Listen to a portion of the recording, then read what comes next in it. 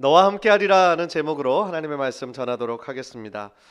21세기 IT 산업에 있어서 혁신의 아이콘이라 불리는 사람이 있습니다. 애플사의 스티브 잡스입니다.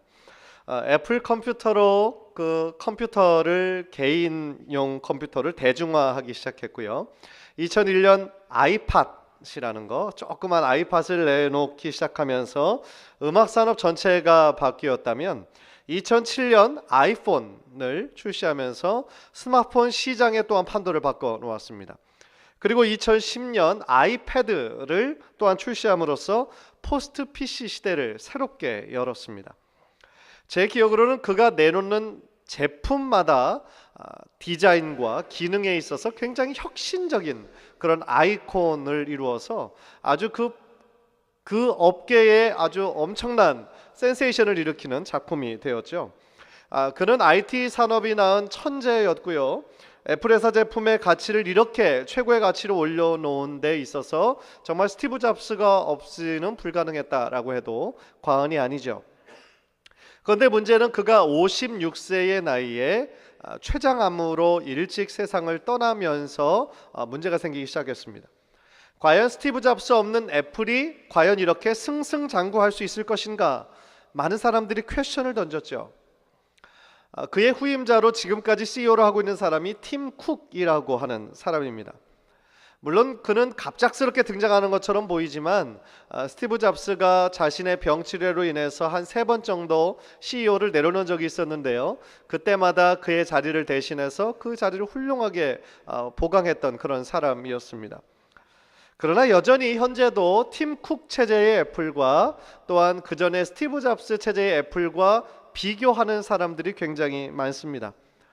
이제 더 이상 세계를 깜짝 놀라게 할 만한 혁신은 없을 것이다. 잡스의 마법을 다시 재현할 수 없기 때문에 이제는 애플은 더 이상 세계 최고의 기업이 될 수 없을 것이다 라고 비판적 견해를 제시하는 사람들이 상당히 많이 있습니다.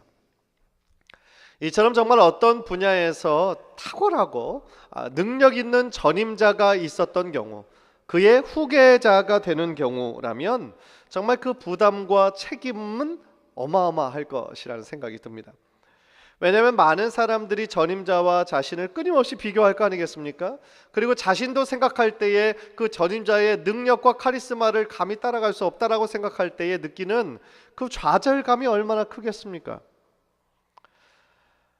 오늘 본문은 이스라엘 역사에 있어서 가장 위대한 지도자 중에 한 사람으로 꼽히는 모세가 죽고 그의 후계자 여호수아가 새로운 리더로 세움을 받는 장면입니다. 이스라엘 역사에 있어서 가장 큰 트랜지션이라고 해도 과언이 아닐 정도죠. 모세의 시대는 가고 여호수아의 시대가 새롭게 왔습니다. 그런데 이 역사적 순간을 맞는 여호수아의 마음이 어땠을까요? 저는 그렇게 한번 질문을 던져봤어요. 여호수아의 마음이 정말 흥분되고 너무나 기대됐을까? 아니면 그 자리를 어떻게 감당해야 하나 두렵고 떨렸을까? 저는 후자일 거라고 생각합니다. 생각해 보십시오. 모세는 정말 이스라엘의 위대한 지도자였어요. 모세로 인해서 200만 명이나 되는 이스라엘 백성이 출애굽한 겁니다. 그뿐입니까? 40년간의 광야 생활 동안 그 홍해를 육지처럼 건넌 기적을 시작으로 얼마나 많은 하나님의 기적과 이적을 체험한 사람입니까?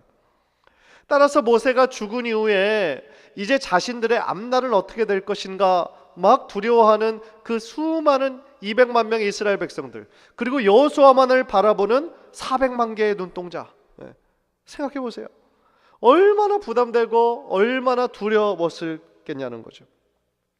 그렇다면 그 상황에서 여호수아에게 가장 필요했던 게 무엇이었을까요?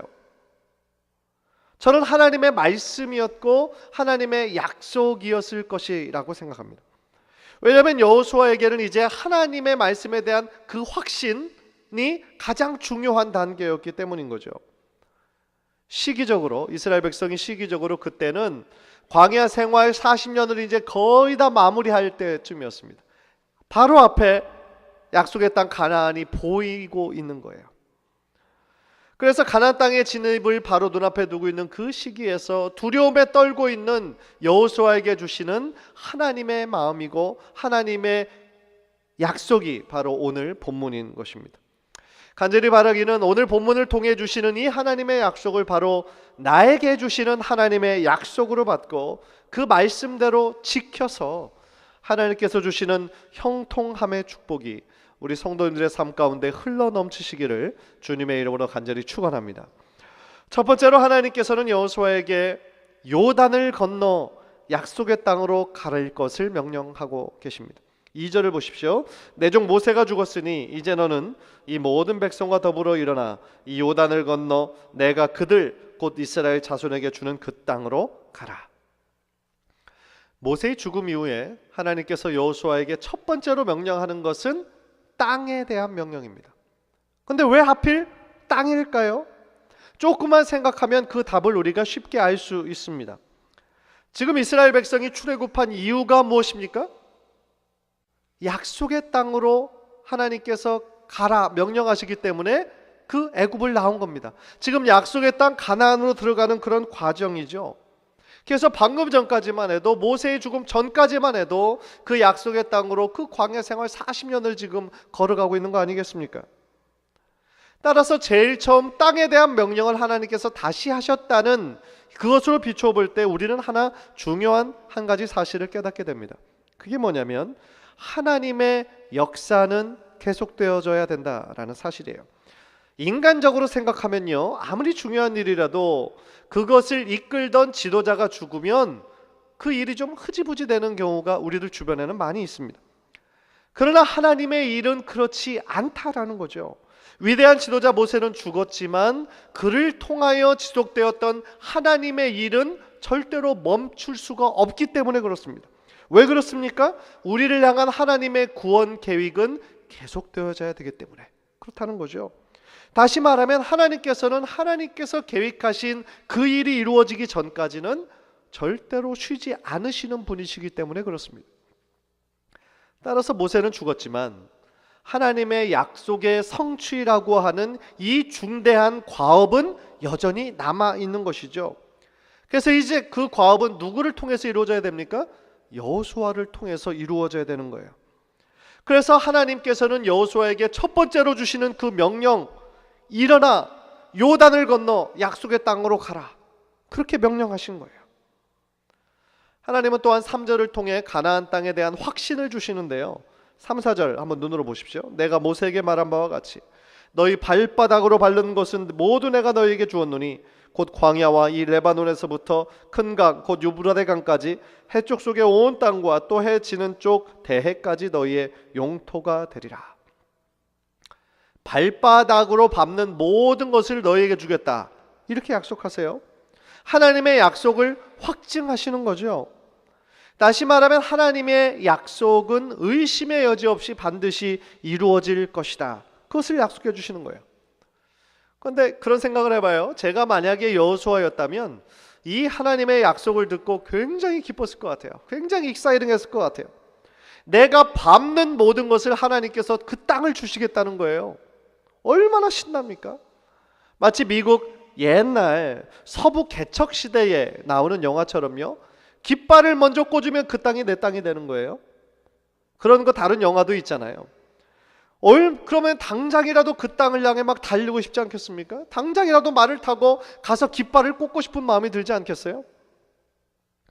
하나님께서는 이렇게 네가 밟는 모든 땅 너에게 주리라, 그렇게 약속해 주시는 거죠.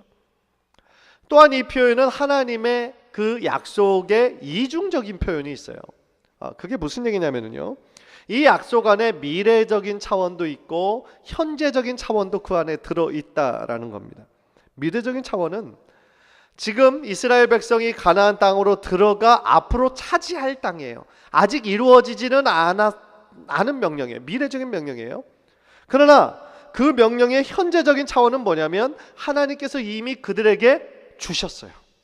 이미 주신 현재적인 의미를 이스라엘 백성이 믿음으로 그 땅을 차지해야 되는 거예요. 현재적인 의미와 미래적인 의미가 다 있다라는 거죠. 그래서 하나님께서 실제로 너희의 영토가 되리라 라고 말씀하신 것은 이스라엘 백성이 어떻게 돼요? 믿음과 순종으로 정복하고 차지해야 그 약속이 온전히 자신에게 이루어진다라는 거죠. 사실 그 신명기 11장 24절을 보면은요, 똑같은 경계를 지금 말씀하신 구절이거든요. 너희의 발바닥으로 밟는 곳은 다 너희의 소유가 되리니 너희의 경계는 곧 광야에서부터 레바논까지와 유브라데 강에서부터 서해까지라. 그런데 하나 신기한 건 뭐냐면, 이스라엘의 역사에 있어서 실제로 이렇게 이스라엘 백성이 다 차지했던 때 단 한 번밖에 없다는 거예요. 다윗 왕 때. 다윗 왕 때 이것을 온전히 누리고 그것을 솔로몬 왕이 그대로 이어받은 다윗과 솔로몬 때야 비로소 이 하나님께서 약속하신 넓은 지역을 온전히 차지할 수 있었다는 거예요. 즉 하나님께서 이 땅에 대한 명령은 열린 명령이에요. 무슨 얘기냐면, 하나님께서 이미 약속하신 것은 이렇게 넓은 하나님의 땅이었는데 그 이스라엘 백성의 믿음과 순종의 여부에 따라서 그 땅을 차지하는 범위가 역사적으로 참 많이 달라졌다라는 겁니다. 여기서 하나 생각해낼 수 있는 것이 있어요. 그게 뭡니까? 하나님께서 우리에게 주시기로 약속해 놓으신, 이미 예배해 놓으신 축복이 참 많다는 거예요. 그런데 우리들의 믿음과 우리들의 순종의 여부에 따라 어떤 사람은 그 축복을 온전히 누리는 사람이 있는 반면, 어떤 사람은 그 약속을 온전히 믿지 못하고 의심하기 때문에, 또한 하나님의 말씀에 순종하지 않기 때문에 아주 부분적인 축복만 누릴 수밖에 없다라는 거예요. 사랑하는 성도 여러분, 우리가 믿는 하나님은 참 크신 하나님이심을 믿습니다. 하나님은 언제나 우리들에게 가장 좋은 것을 주시기 원하시는 하나님이세요. 그러나 우리가 주님을 믿는 믿음이 너무 작아서, 또한 그 말씀에 온전히 순종하지 못해서 하나님께서 예배해 놓으신 엄청난 축복을 우리가 받지 못한다면, 누리지 못한다면 얼마나 안타까운 일이겠습니까? 간절히 바라기는 우리 귀한 성도님들은 하나님의 그 약속을 있는 그대로 받고 믿어서 순종해서 하나님의 크신 축복을 받기에 부족함이 없는 우리 귀한 성도님들 모두 되시기를 주님의 이름으로 간절히 축원합니다. 또한 땅에 대한 약속은 6절에서 다시 한번 강조됩니다. 6절, 강하고 담대하라. 너는 내가 그들의 조상에게 맹세하여 그들에게 주리라 한 땅을 이 백성에게 차지하게 하리라. 무슨 얘기입니까? 예전부터 약속하셨던, 아브라함에게 주셨던 그 약속을 지금 상기시키는 거죠. 아브라함에게, 이삭에게, 또한 그 자손들에게 주셨던 그 약속을 하나님께서는 반드시 성취하시고야 마시는 그 하나님의 신실하심을 우리들에게 증명하고 있는 것이죠. 요즘에 우리 교회에 참 감사한 일이 많습니다. 최세원 집사님의 암 치료가 잘 끝나서 또 안게 되신 몸으로 이렇게 지난주에 우리 교회에 오셔서 함께 예배드림도 큰 기쁨이고, 제가 한 이틀 전에 또 밴드에다 올린 그것처럼 영주권을 위해서 정말 오랫동안 간절히 기다리던 우리 이은영 문선 집사님 가정에 그 기다리던 영주권이 금요일날 저녁에 온 거죠. 얼마나 감사합니까? 또 아시는 분은 또 아시겠지만 우리 전영왕 장로님의 큰 사위 에드갈도 형제님이 사실은 그 스킨 캔서의 그 상태가 생각보다 좀 심각한 줄 알았어요. 그래서 이 뇌 안에 튜머가 있다라고 그렇게 알아서 사실은 우리 정권사님, 장로님 많이 우셨어요. 이거 어떻게 하나 싶으셔가지고. 그런데 또 목요일날, 지난주 목요일날 그 의사를 만나서 진단을 해본 그 결과 뇌 안에 튜머 같은 거는 없고요, 스킨 캔서로 한 2군데 정도가 있다라는 거예요. 그런데 방사선 치료만 잘하면 99% 이상 다 낫는다. 그거를 말씀하셔서 또 얼마나 기뻤는지요. 참 우리 하나님 너무나 좋으신 분이시고 우리들의 기도에 이렇게 신실하게 응답하시는 하나님을 다시 한번 정말 기억하고 하나님께 찬양을 올려드렸습니다.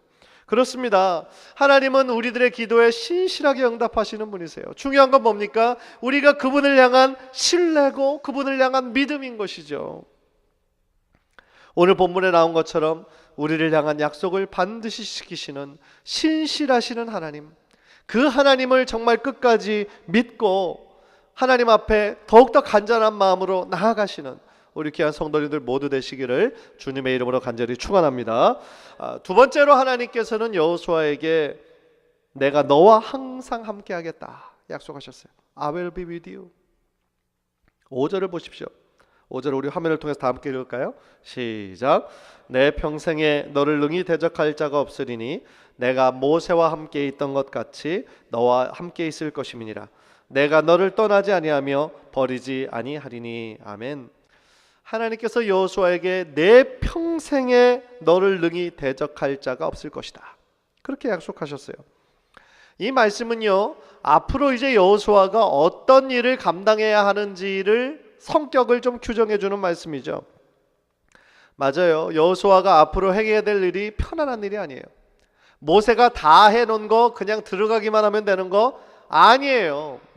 오히려 더 실제적으로 그들과 싸워 이겨야 하는 일이 남았어요. 왜냐하면 가나안 땅이 열린 땅이 아니라 가나안 땅에 이미 자기네 땅이라고 생각하고 살고 있는 가나안 족속들이 있잖아요. 7 족속들이 있는데 또 어떤 족속들은 거인과 같은 족속들이라고 그랬어요. 엄청나게 크고 강대한 족속들이 살고 있고, 또한 그 땅에 여리고성처럼 아주 강하고 견고한 성들이 기다리고 있는 거예요. 그러니까 앞으로 싸워야 될 것을 생각할 때 여호수아의 마음에 왜 두려움이 없었겠어요?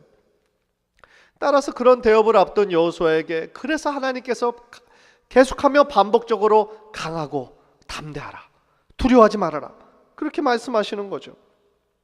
그런데 그 누구도 너를 당할 수 없을 것이다. 그 근거가 뭐예요? 그 근거가 바로 뒤에 나오는 거예요. 왜냐하면 내가 너와 함께 할 것이기 때문에. 그게 근거예요. 모세와 함께 있던 것 같이 내가 너와 함께 있을 것이고 너를 떠나지도 않고 버리지도 않을 것이다. 이렇게 약속해 주시는 하나님의 음성을 듣고 여호수아가 얼마나 기뻤겠어요. 왜? 이 여호수아에게는 그 말씀이 어떤 말씀의 한 구절과 같은 그런 의미가 아니라요, 실제적으로 모세의 40년을 바로 옆에서 지켜보고 보좌하던 사람이 여호수아 아닙니까? 내가 모세와 함께 했던 것 같이 너와 함께 하겠다라는 그 약속의 그 의미가 무엇인지 너무나 잘 알고 있었기 때문에 여호수아는 정말 기뻐할 수 있었다라는 거죠. 그 얘기는 뭡니까? 하나님께서 이제 나의 인도자가 되어주실 것이다. 그리고 이 싸움을 내가 싸워야 되는 것이 아니라 하나님께서 대신 싸워주실 것이다 라고 하시는 하나님의 강한 약속이기 때문에 여호수아는 그 두려움에서 해방될 수 있었을 거라는 겁니다. 지난주 설교에도 제가 잠깐 말씀드렸던 것처럼 모든 전쟁은 다 하나님께 속한 거예요. 하나님의 전쟁은 하나님께서 직접 싸우시는 겁니다. 마찬가지입니다. 앞으로 가나안 땅에서 여호수아가 싸워야 할 싸움은 거룩한 전쟁이에요. 하나님께서 싸우시는 전투예요.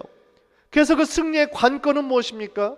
이스라엘 군사들의 숫자의 많고 적음이나 군사력에 있는 것이 아니라 어떤 전략에 있는 것이 아니라 승리의 관건은 하나님께서 함께 하시느냐 아니면 하나님께서 함께 하시지 않느냐, 거기에 달린 거라는 거예요. 그래서 다윗 같은 사람은요, 키가 3m가 넘는 사람, 그 거인, 나면서부터 용사였던 그 골리앗 앞에서 이렇게 담대하게 외치죠. 사무엘상 17장 45절 우리 화면을 통해서 다 함께 읽겠습니다. 시작.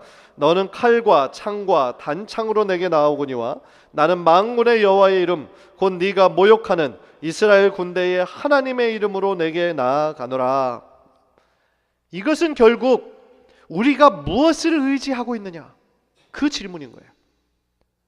여러분은 무엇을 의지하고 있습니까?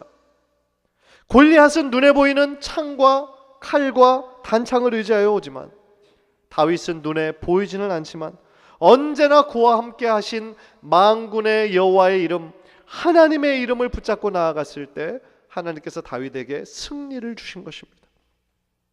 사랑하는 성도 여러분, 하나님께서 함께 하시겠다라는 약속은 곧 임마누엘의 약속입니다. 즉 우리가 어디를 가든지 하나님께서 함께 하실 것이고 우리를 떠나지도 아니하실 것이고 버리지도 아니하실 것이다. 그래서 그 약속이 얼마나 중요한지 9절에서 다시 한번 강조돼요. 9절, 내가 내게 명령한 것이 아니냐, 강하고 담대하라, 두려워하지 말며 놀라지 말라, 네가 어디로 가든지 내 하나님 여호와가 너와 함께 하느니라 하시니라. 6절, 7절, 9절에서 계속하여 강하고 담대하라 말씀하시는 이유 뭐겠어요? 정말 눈으로 보기만 해도 벌벌 떨게 만드는 그런 가나안 족속들이 자신들을 기다리고 있기 때문이었다라는 거죠. 실제로 가데스 바네아 사건 기억하시죠? 모세가 가나안 그 땅이 어떤지 정탐꾼을 보내지 않습니까? 가데스 바네아에서 12명을 뽑았어요. 각 지파에 한 명씩. 그런데 가서 그 여호수아와 갈렙 이외에는 10명은 다 패배적인 그런 보고를 하죠. 그 땅에 가니까 거인들이 얼마나 많이 사는지, 우리는 그들에 비해서는 우리는 메뚜기에 불과하더라, 우리는 그들과 싸울 수 없다, 벌써 친 거예요. 싸워보지도 않고. 그러니까 그 소식을 듣고 부정적인 소식이 원래 훨씬 강하고 빨리 퍼지잖아요. 여호수아와 갈렙 얘기는 그냥 묻혀버리고 10명의 그 소식만 듣고 이스라엘 백성들이 낙심하고 울었다라고 얘기를 하죠. 인간적인 눈으로만 본다면 가나안 족속, 그래요, 만만한 족속들 아니에요. 정말 인간적인 힘으로 싸우기에는 정말 어떻게 해야 하나 두려움이 날 수밖에 없는 그런 상황이었겠죠. 그러나 임마누엘의 하나님이 우리와 함께 하심을 믿고, 나와 함께 하심을 믿고 강하고 담대한 마음으로 나아간다면 우리는 절대로 두려워할 이유가 없는 것입니다. 왜 그렇습니까? 우리에게 승리를 주시는 분은 다른 군사력이 아니라 오직 하나님이시기 때문에, 하나님만 우리와 함께 하시면 우리는 능치 못할 일이 없기 때문에 그 신앙이 바로 임마누엘의 신앙이고 그 힘과 능력이라는 것이죠. 정말 감사한 건 뭐냐면, 하나님께서는 여호수아, 이 당시의 여호수아뿐만 아니라 현재를 사는 지금 우리들에게도 동일한 임마누엘의 약속을 주셨다는 거예요. 마태복음 28장 20절, 우리 화면을 통해서 다 함께 읽겠습니다. 시작. 볼지어다 내가 세상 끝날까지 너희와 항상 함께 있으리라 하시니라. 아멘. 할렐루야. 예수님께서 언제나 우리와 함께 하십니다. 우리가 어디에 있든지 어떤 상황에 있든지 예수님은 우리를 절대로 떠나지 않으십니다. 그것이 우리들의 변함없는 신앙이요 확신이 되시기를 주님의 이름으로 간절히 축원합니다. 그래서 이따가 설교 후에 부를 찬송가의 내용은 이렇게 노래하죠. 어디든지 예수 나를 이끌면 어디든지 예수와 함께 가려네. 예수와 함께 아니 가면 낙없고 예수님과 동행하면 겁없네. 어디를 가든지 겁낼 것 없네. 어디든지 예수와 함께 가려네. 간절히 바라기는 우리 성도님들 어디를 가든지 여러분과 늘 함께 하기를 원하시는, 예수님의 손을 꼭 붙잡고 동행하시는 우리 성도님들 되시기를 주님의 이름으로 간절히 축원합니다. 그런데 하나님께서는 임마누엘의 약속을 저들에게 주시면서요, 저들에게 한 가지 조건을 말씀하세요. 임마누엘의 하나님, 내가 너와 늘 함께 하겠다 약속하시면서 어떤 조건을 말씀하셨어요. 그것이 뭐냐면 바로 율법을 지켜 행하는 거예요. 그것이 세 번째 포인트입니다. 여호수아는 이스라엘 백성에게 율법을 지켜 행하는 삶을 강조했습니다. 그 내용이 유명한 7절 8절이죠. 오직 강하고 극히 담대하여 나의 종 모세가 내게 명령한 그 율법을 다 지켜 행하고 우로나 좌로나 치우치지 말라. 그리하면 어디로 가든지 형통하리니. 이게 조건이에요. 임마누엘의 하나님께서 너희와 함께 하시고 너희에게 승리를 주실 건데 너에게 단 한 가지 조건이 있다. 하나님의 말씀을 가까이 된다. 여기서 얘기하는 어떤 말씀, 어떤 규범관념이 아니라 말씀 자체가 곧 뭐예요? 하나님이시기 때문에 그런 거죠. 8절은 더 구체적으로 명령하고 있어요.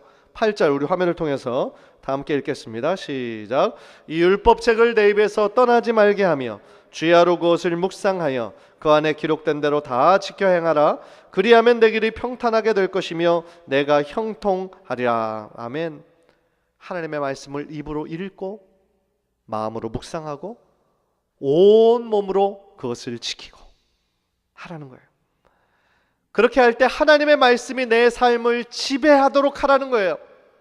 그래서 내 삶을 주님께 자꾸 내어 드리라는 거예요. 그러면 그 말씀이 나를 온전히 다스리실 수 있다는 거죠. 그렇다면 내가 꽉 쥐고 있던 내 삶의 주도권을 주님께 양도하고 내 안에 주님의 선한 뜻을 매일같이 이루시도록 하나님께 굴복하는 삶이라는 거예요. 그렇게 율법을 묵상하는 삶의 결과는 놀랍게도 형통한 인생이에요. 형통한 인생. 율법을 묵상하고 지키면 뭐라고 얘기하셨어요? 내 길이 평탄하게 될 것이며 내가 형통하리라. 그렇게 약속하셨어요. 새번역 버전을 보니까 내가 가는 길이 순조로울 것이며 네가 성공할 것이다. 네가 가는 길이 순조로울 것이고 네가 성공할 것이다. 우리가 다 원하는 삶 아닙니까? 그런데 어떻게 할 때 순조롭고 성공해요? 하나님의 말씀을 묵상하고 순종할 때. 물론 여기서 말하는 형통과 성공은 세상적인 것만을 의미하진 않아요. 세상적인 성공, 물질적인 성공, 물론 하나님의 축복 안에 그런 것도 포함하고 있겠죠. 그러나 더 중요한 형통함은 뭡니까? 하나님의 약속을 이루는 삶이고 하나님께서 주시는 복을 누리는 삶이고 무엇보다도 우리들에게 가장 큰 축복이 되시고 기업이 되시는 하나님이 우리와 동행하신다라는 축복이에요. 사랑하는 성도 여러분, 구약의 이스라엘 백성이 하나님의 율법을 지켜야 했다면 현재를 사는 우리들에게는 하나님의 이 말씀을 지키는 거예요. 성경에 기록된 말씀대로 행하는 것, 그것이 곧 하나님께 순종하는 것이고, 오늘 본문에서 하나님께서 약속하신 그 형통과 성공적인 삶을 누리는 조건이요 비결이라는 것입니다. 진정한 형통의 모습이 무엇일까? 우리들에게 마치 그림처럼 묘사해주고 있는 구절이 시편 1편 말씀이에요. 시편 1편 2절 3절 우리 마지막으로 읽겠는데요, 시편 1편 2절 3절 우리 다 함께 읽겠습니다. 시작. 복 있는 사람은 오직 여호와의 율법을 즐거워하여 그의 율법을 주야로 묵상하는도다. 그는 시냇가에 심은 나무가 철을 따라 열매를 맺으며 그 잎사귀가 마르지 아니함 같으니 그가 하는 모든 일이 다 형통하리로다. 아멘. 시냇가에 심은 나무, 그리고 철을 따라 열매를 맺고 언제나 푸른 잎으로 언제나 소생하는 그러한 삶이 바로 하나님과 함께하는, 하나님의 말씀을 묵상하고 순종하는 자들의 삶이라는 거예요. 간절히 바라기는 우리 성도님들 모두가 정말 이 하나님의 말씀을 사랑하고 묵상하고 순종하여 시냇가에 심은 나무가 철을 따라 아름다운 열매를 맺는 것처럼 하나님께서 주시는 형통함의 성공의 축복을 모두가 누리시는 우리 귀한 성도님들 되시기를 주님의 이름으로 간절히 축원합니다. 우리 한번 기도하겠습니다.